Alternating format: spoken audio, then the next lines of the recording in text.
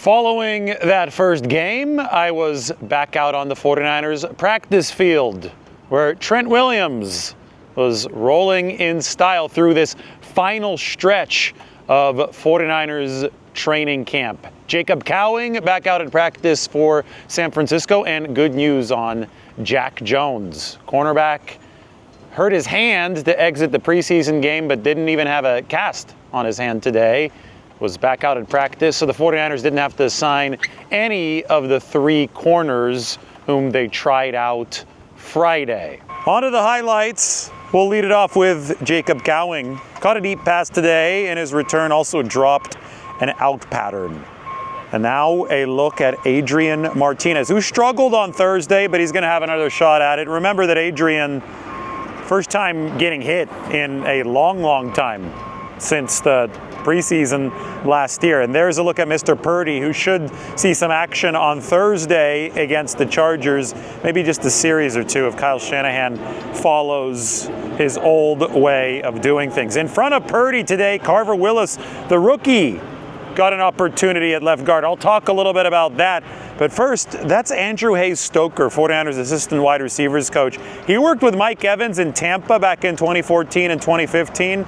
Now Evans, who was back in team drills and made a couple big plays for the 49ers today, getting some of that work in during the special teams period with Andrew Hayes-Stoker. Really good young coach. You could see the hands-on work. Stoker also worked with De'Zhaun Stribling, who did not have to do any special teams drills, which just goes to show you that the 49ers value De'Zhaun Stribling as a stalwart wide receiver already. Clearly very happy with what's going on. Another look at Jack Jones. Just want to talk a little bit more about Jack Jones because he's been explosive over this training camp. And the fact that he didn't miss any time with that hand injury, well, that means that the 49ers can breathe a little bit easier depth-wise at cornerback because Nate Hobbs will miss a few weeks with the strained groin. Then you've got more Jacob Cowing. Moving well for the 49ers. With Cowing, this is somebody, they ran a pitch sweep to him as well. He's very, very fast. And he might be at the top of that punt return battle. He's going to have to do it in a game to allow the 49ers to feel really confident about things. But Jacob Cowing is a player who's born with the gift of speed.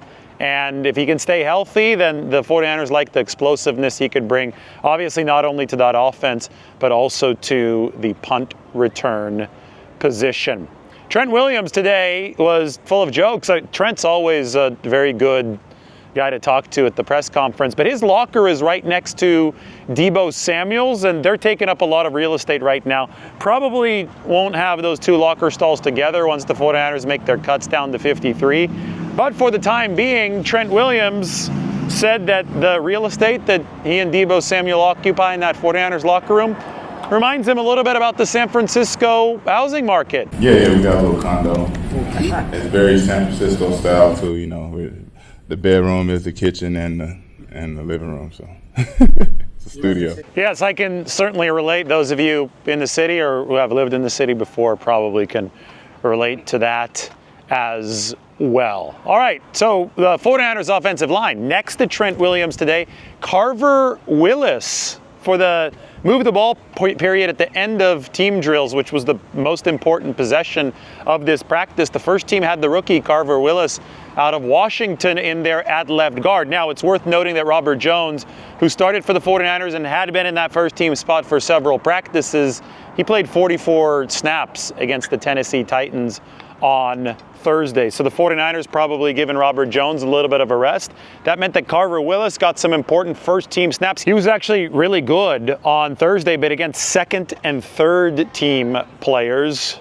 Earned an opportunity to work with the ones, and he did. He split some time with Connor Colby, who was back in that left guard spot for part of practice today with the first teamers. So Trent Williams said that it's a 3-horse race.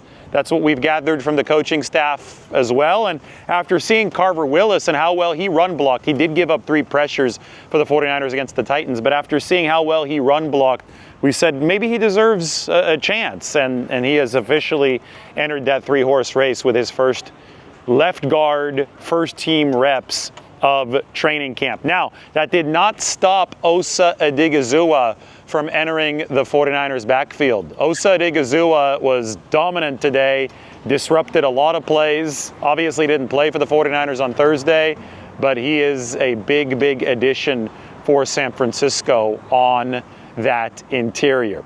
Speaking of the left guard position, Carver Willis has also gotten some work at center over the course of this training camp. So Trent Williams was asked about center, identifying talent there. It's not his specialty, but he gave us the rundown of what's so important at the center position. You know, that position is just like quarterback. You know, it's more between the ears than it is in your body, I mean, ability-wise. So, now, I can't say that I know enough. I look at a tackle, sometimes a guard, but that center, that's a whole different world. And, you know, they just get judged by different criteria, and they just got so much responsibility when it comes to getting everybody going in the right direction. Even in this offense, it's him and the quarterback are in constant communication. They both was like the brain trust of the offense. So to play center in this offense, it's a lot more than just being able to snap the ball and block somebody. So center, the starting job there belongs to Jake Brendel, and I think a lot of fans have wondered, what does Jake Brendel bring to the 49ers that they really like? Because some of the cerebral stuff isn't immediately visible to outsiders, but as Trent illustrated there, center is so much different than the other O-line positions because of the responsibility it carries, even compared it to the quarterback position, which might make it tougher to scout because so much of what determines success or failure happens in between the ears. And Jake Brendel's done a nice job for the 49ers in that regard, and they've identified Carver Willis as somebody who might be able to be the center of the future. Jake Brendel, they restructured his contract but didn't extend his deal. He's going to be 34 this season. Leads me to believe that the future might be here sooner than many expect at that center position. This is Jake Brendel's final year under contract. So maybe they get Carver Willis involved this year at left guard, but maybe it's center where he moves into the future if they like some of the cerebral work that he is doing there. Jake Tonges spoke today, the tight end who had the massive touchdown catch against the Seattle Seahawks last year, week 1. That pushed the 49ers past Seattle. And, you know, there's a lot of talk about that play because Brock Purdy, you have to remember, game situation there. It was 3rd down. He was rolling right. The 49ers in that situation were down by 3 points, but Purdy, I think, recognized, why not go for a win here? Jake Moody had also missed 2 kicks already in that football game.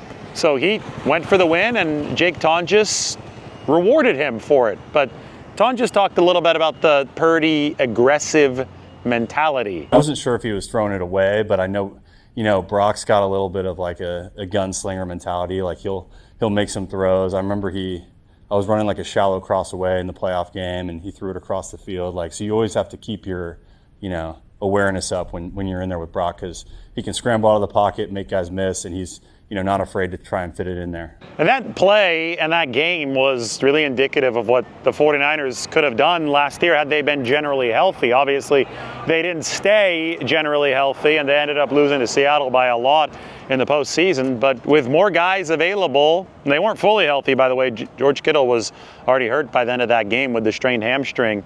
They didn't have Brandon Ayuk either, obviously. With more guys available, the 49ers did go into Seattle and beat the Seahawks. They cut Jake Moody after that game. He missed 2 field goals. Had Eddie Pinheiro been the kicker, you look at the stat sheet there, 49ers outgained Seattle by well more than 100 yards. I thought that they statistically controlled that game. Gave us an idea of what that team could have been a little bit healthier. Obviously, they do hope that is the case here in 2026. Now, speaking of Jake Moody, just a couple weeks before that Seattle game, the 49ers beat the Raiders, and Moody had a really long kick. I think it was a 59-yarder, I want to say. Might have been a 60-yarder. I don't remember exactly how long it was, but it won the game at Allegiant Stadium, and it was Jake Tonges who set up that field goal. It was really funny because Tonges was asked about the Eddie Pinheiro field goal, and maybe Jake Tonges is a Jake Moody truther. I think that was Jake Moody's field goal back in the day. Yeah. So, funny stuff there from Jake Tonges. 49ers very happy that Eddie Pinheiro is their kicker. Now, Raheem Morris also up on the podium today talking about some of the 49ers young defenders. Thought this was a good quote about Jaden Dugger's performance on Thursday. You know, saw a guy out there that looked like he belonged, number one, first and foremost. I saw a guy that showed great length, saw a guy that showed great range and speed to be able to track tackle. Saw a guy out there that was, had a couple learning things he needs to do when he can take his risk, when he can, absolutely let the trigger go. And I saw a guy that can really help himself by using some getting on and off blocks a little bit faster. Saw some good things, saw some bad things. But overall, was very pleased with the things that he was able to do and how he grew throughout the course of the game, just in his communication, coming to the sideline, whether it was a mistake or whether it's him explaining exactly what he did, if it was right. Those guys, I think all that stuff is important when you're learning players and you're learning new guys. And for me, it was important to learn from everybody, so it was great to see our young guys go out there and be able to do that and communicate at a high level. So you heard what Jaden Dugger still has to work on, shedding blocks a little bit more quickly. The great news, though, about that really, really long 7-foot wingspan is that should be something that he has an advantage in doing. Long arms means that you could keep blockers off of you. So the 49ers will continue to work with Dugger. Dre Greenlaw was working off on the side today with his helmet on. That meant that one of the 49ers starting linebacker positions was open and Jaden Dugger filled it. So Jaden, we saw the tackle for loss. We saw the great stop running to the sideline on Cam Ward. He's going to play for the 49ers this year. We've talked so much about the fever back position and how Dugger is all over the formation for San Francisco. He's got some stuff to work on, but as Raheem Morris said, very, very encouraged by the debut for Jaden Dugger. All right, going through everything that I haven't gone through yet at practice. One of the move the ball periods today, it was the Luke Farrell show for San Francisco. He climbed the ladder, the tight end, made a great catch from Brock Purdy, and then later scored a touchdown from Brock Purdy. Farrell has been so featured in the pass game compared to the very scant usage that we saw from him last year. With George Kittle out, Luke Farrell has had some slack to pick up in the receiving game, and I think so far he has impressed me in the steps that he's taken. They challenged, the 49ers did, Luke Farrell to be a bigger factor in the receiving game because he comes from that blocking background, and they challenged Jake Tonges to be a bigger factor in the blocking game. And I think so far the 49ers have been happy with the efforts of both of those players. Mac Jones threw an interception today to Jalen Stroman, the rookie cornerback out of Notre Dame, undrafted free agent. I know we haven't talked much about Jalen Stroman over the course of this camp, didn't talk much about him after the game on Thursday, but he did have a pick today against Mac Jones. 2 catches today for Trent Irwin, the veteran receiver, Christian McCaffrey's teammate over at Stanford. Final season for Irwin at Stanford was 2019, but one of the catches was a big play that fired up the crowd. It was Trent Irwin on a deep corner, and Purdy found him behind the first team defense. Just worth noting, Irwin was somebody, only 46 career catches, but has stuck around the league for a while as a good special teams guy, just a good vet. And he played with Joe Burrow, and we've heard the Burrow-Purdy comparisons, but Irwin still lives in Cincinnati in the offseason and spent several years with the Cincinnati Bengals. So he is now with the 49ers and gives them some valuable receiving depth here through training camp. Fumble today for the veteran running back Khalil Herbert, scooped up by Jack Jones, whom I mentioned a little bit earlier. I also mentioned that Mike Evans, back at team drills, made some plays downfield for the 49ers. Kaelon Black, rookie running back with the adductor injury, working off on the side for San Francisco. I noticed that he had a play sheet in his hand during team drills watching. It reminded me of what Clay Kubiak said the other day. If you're a vet in this league, if you act like a pro in this league, then you will find a way to become ready even if you aren't fully available for practice. So Kaelon Black, they say he's got a pro's mentality. I saw some of that on display today, holding that play sheet, studying what the 49ers were doing, even though he isn't cleared to return yet from that injury. Nice sliding catch from Jordan Watkins. We talked a lot about him and the 7 to 10 pounds of muscle that he's added with his nice diet featuring some clean protein, low carbs. Had 6 catches, followed that up with the nice play today. Pass breakup today for Marquise Siegel. That was a Purdy throw intended for Demarcus Robinson. And Two nice pressures today for Romello Height and James Thompson Jr., the two rookies for the 49ers, the taller rookie defensive linemen coming in for San Francisco. And yes, De'Zhaun Stribling continues making a lot of catches. We're going to go ahead and roll through to my interview with 95.7 The Game, really our final recap of what happened in that first preseason game on Thursday. Good afternoon. How you doing? We're doing fantastic, man. I wonder if you could let people in a little bit on some of what you were saying on social earlier today with regard to some players that have been with the Niners here for a minute, but maybe they just aren't perfect fits for the new system that Raheem Morris is bringing. Well, I'm still not sure about Alfred Collins, and I think that the jury is still out because he had that shoulder surgery, so I don't know if he's in full playing shape yet, so we're probably going to have to give this a little bit more time to get a firm read, but he did not have a good game yesterday, and the other 49ers defensive tackles did. I mean, Grayson Halton, that was a revelation.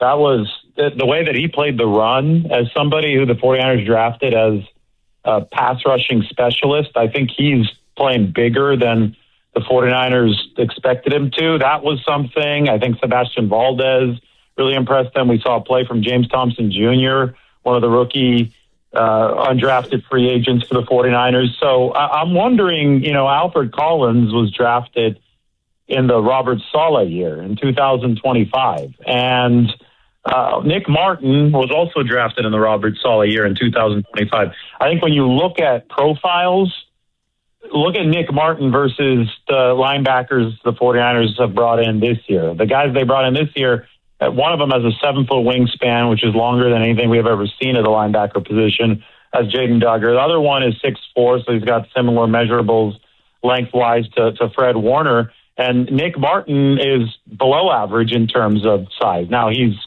a firecracker. I mean, the guy can really move, and he's very strong. He put up a bunch of bench press reps, but he's just shorter and he's smaller. And it's from a height length profile, very different than what Raheem Morris has been trying to implement with just pure length. I mean, I was in that locker room yesterday, and it was unbelievable because very rarely do you feel a shift when you're, next to NFL guys because the league is so, tailored. Everything is, the margins are narrow, so there's not much difference between team to team as far as size. Even like a bad team is going to have athletes who are a similar size as the very best team, and it's usually the very smallest details that differentiate teams. The 49ers at linebacker have gotten so noticeably taller and longer this year.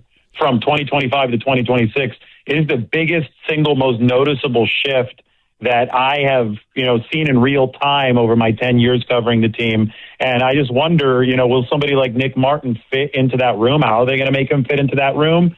Maybe he will. Maybe they do have a package for him right now, so we'll see how preseason goes. And then at defensive tackle, I wonder how Alfred Collins is going to fit, where it really seems the 49ers are going shorter and stouter at that one defensive tackle position. Somebody like C.J. West, I think, is going to really, really eat in this new system. Is this following along with league trends? In other words, are the Niners seeing what Seattle has done and other teams with longer hybrid linebackers, and now they're following suit? Well, I think it's a little bit of that. I think, mainly it's a way to combat what offenses are doing, and that was really started by the 49ers, right, with Kyle Shanahan. So you could trace this back 10, 15 years to when the CMCs and players like that started showing up on the scene. And that is multi-positional offensive weapons.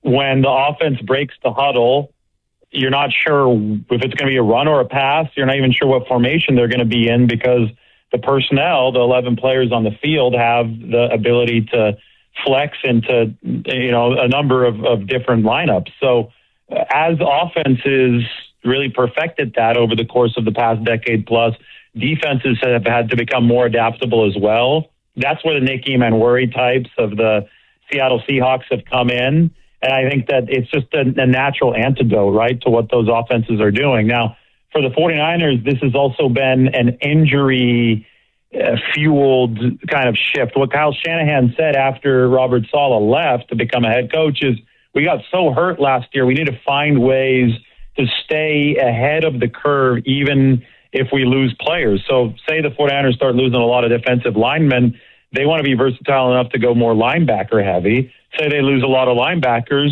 they want to be versatile enough to go defensive line heavy. So for 9 years, it's been 4-3 and maybe some 5-man fronts. I think they ran them 8% of the time last year. 5-man fronts a 3-4 kind of concept.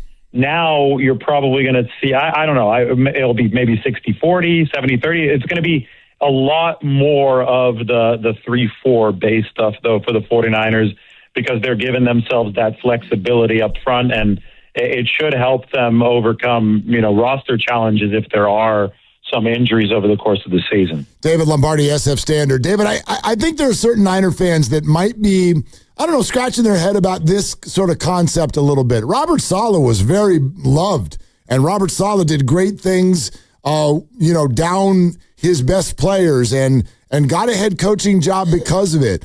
But there's this overarching theme, and it sounds to me like you feel this way from what I'm reading from your stuff, that this defense stands to potentially be a lot better than last year's defense. And so I wonder if you could just speak to that, because I think some people are taking this almost as like as a criticism of Saleh. Well, first off, let me establish this. The 49ers defense, and I've written this plenty of times, I've said this plenty of times, before Nick Bosa went out, and then Fred Warner followed him out 3 weeks after that. Bosa got hurt in week 3. Every single metric had him as a top 5 defense over the first 2 weeks of the season. And that included a game against the eventual Super Bowl champions on the road against the Seattle Seahawks. So what Saleh was able to put together last year through the offseason and camp, even though that defense was very young, remember that they turned over a lot of talent. They let those veterans go. They spent their first 5 picks of the draft on defensive players. What they came out with before guys started getting hurt was really good. They closed 2 games with their defense, with their pass rush. First Nick Bosa in week 1, and then Bryce Huff in week 2. So what Saleh was running last year, I have a ton of respect for.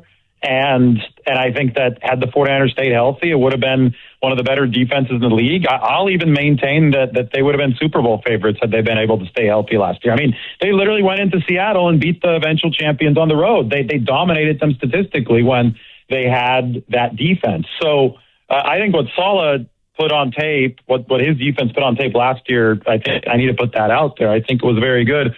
Kyle Shanahan's point is that the league is constantly evolving. The 49ers would have loved to have kept Saleh because they believe that he also had evolved the defense. It wasn't the same defense that they ran 2017 to 2019. Even in that within the first stint, he evolved that defense greatly. They brought Chris Kaserik in 2019. So they believe that Saleh would have continued evolving. He's not going to be able to run the same stuff in Tennessee. He's also going to have to become more amorphous. That's just the general way that things are heading. So the best option once Saleh left for the 49ers was somebody like Raheem Morris. Look at his background. He started in Tampa, which is the root of all the 49ers principles. That's 4-3. That's the Tampa 2. That's what, when you look at how, even Pete Carroll developed the cover 3, the Seattle style cover 3, it started because he was a graduate assistant working with Monty Kiffin in Arkansas. And obviously Monty Kiffin was the godfather of the Tampa defense. That's where Raheem Morris's career started. Morris then picked up some of this 3-4 stuff along the way later. And he was the Rams defensive coordinator when they ran a Fangio-Staley defense. So when Shanahan hired Raheem Morris, he didn't hire him because he's running the Fangio-Staley defense only. He hired him because he's majored in all of these different defenses, and he thinks that he can make this amorphous. He can take the best of what the 49ers have already run and also evolve it for the future, similar to how Robert Saleh is going to have to evolve, because that's what offenses around the league are dictating. I wonder about the mesh point of the 2 different styles, because Raheem Morris, just by the numbers, David, a lot more blitz happy than all the coordinators under Kyle Shanahan. Is that personnel based? Does Shanahan not love to have a defense blitz a lot? Where do you see this marriage coming together? I think any coordinator would prefer to have a dominant front where you only have to rush 4. because it's just math at that. But it doesn't matter if you're running 3-4 or 4-3, whatever. If you only rush 4, you can have 7 in coverage, and then geometrically it's easier to seal the back end against the pass. So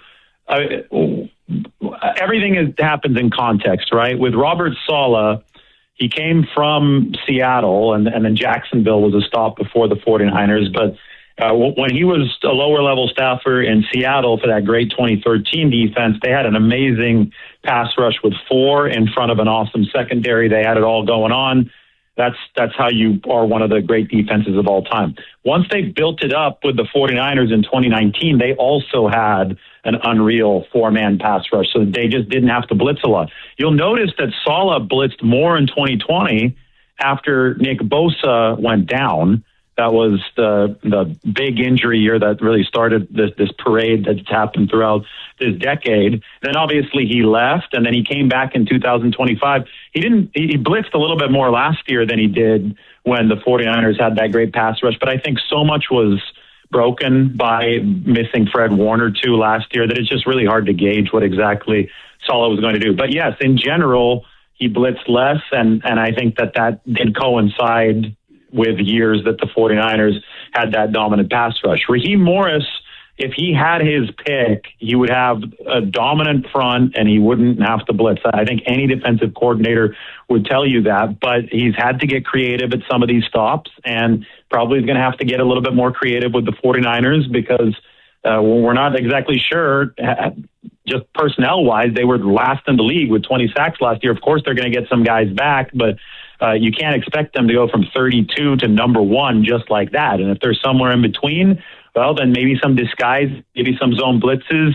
You're not sure if Romello Height's going to drop into coverage or come after the quarterback. Maybe you can manufacture a little bit of pressure that way. And I think that's what Raheem Morris is going to try to add into the mix. All right, David, let's get to the man of the night. Even Robert Saleh after the game was like, that kid's going to be pretty good.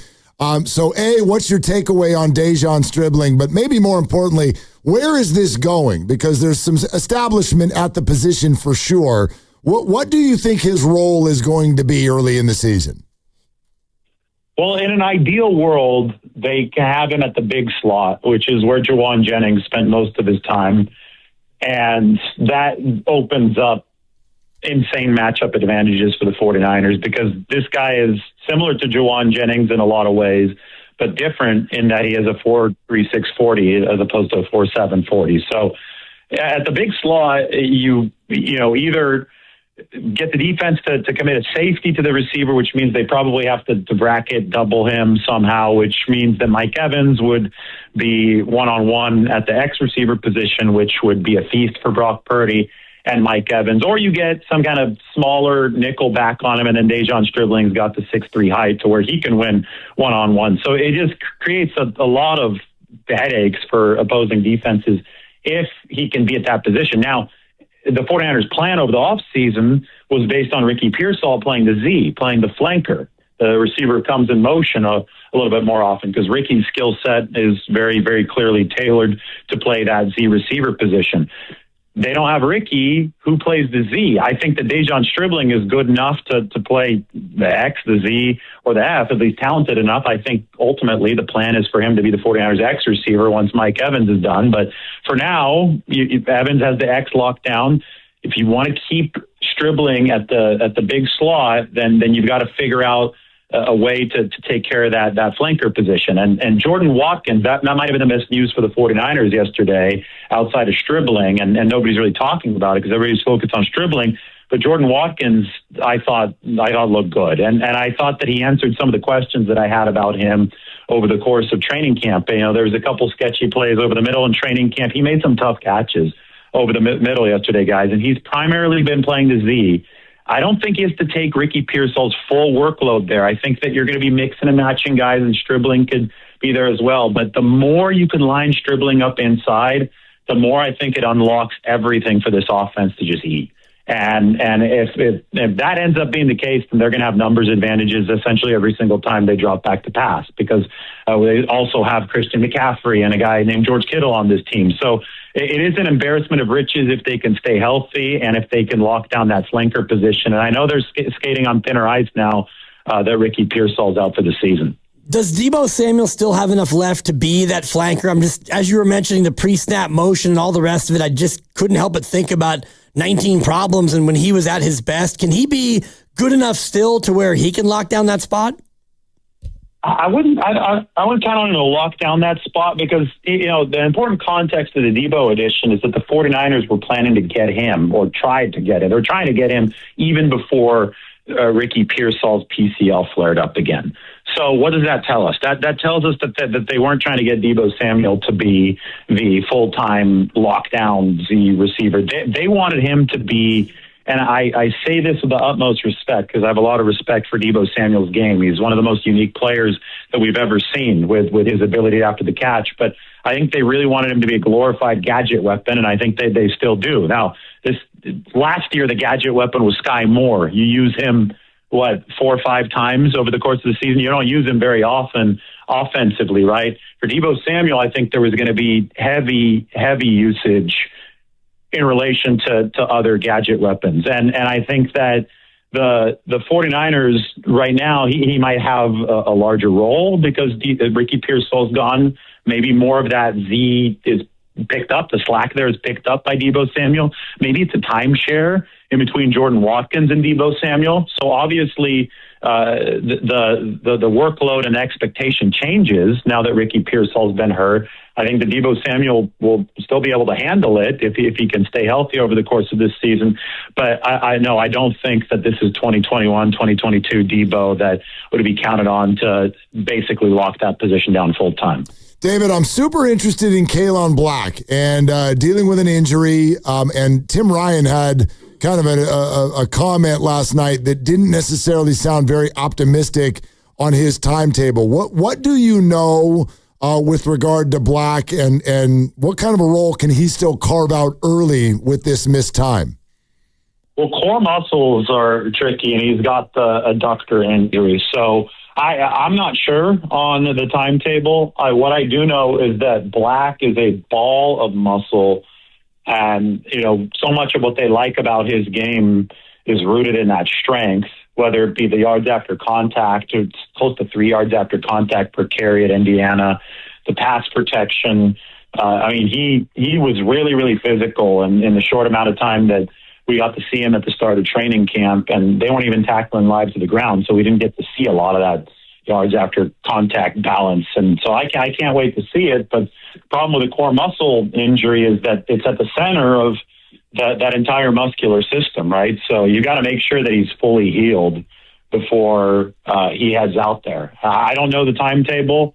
I know the 49ers right now, that running back position is really thin. That's why they had to bring in Zamir White for the preseason game. Good news is that Christian McCaffrey is essentially good to go. They're just managing him right now to make sure that he's 100% for week 1. But you'd love to have at least one of the two, right? Kaelon Black or Jordan James ready to go. What's I'm waiting for right now is Isaac Guerendo. He's still on PUP. He tore the pectoral muscle. He's running fine, but I guess that the pectoral muscle isn't back to where it needs to be to take contact. But it seems like, man, if he could get back out there, it seems like this is a really, really good opportunity for him to seize with James and Kaelon Black both out.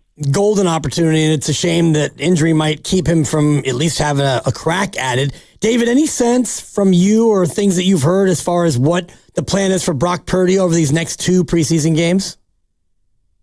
Well, it's crazy. It's my 10th season, and Shanahan's done it the same basically every year. I don't remember 2017 too specifically, but I think it was the second. There was 4 preseason games back then, but the fourth one was kind of just the guys who were going to get cut playing. The first 3, though, he wouldn't play the starters in week 1, and then he'd give the starters about a series or 2. It was a play count. They 10 to 12 plays in week 2.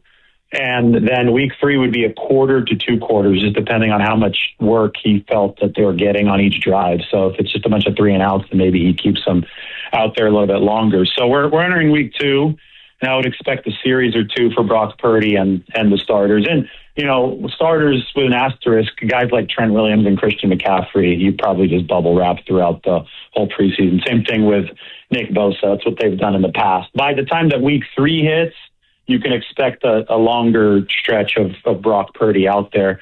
And we probably, just by default at this point, will see Mac Jones next week, because I highly doubt that Curtis Rourke is going to be in there next week. So I don't think they're going to sign a quarterback either. So your quarterbacks next week suited up are likely going to be Brock Purdy, Mac Jones, and Adrian Martinez, with Adrian playing most of the game, but Purdy and Mac getting a couple series each. David, great stuff, man. We really appreciate you coming on today. Yeah, no problem. I hope you guys have a great weekend.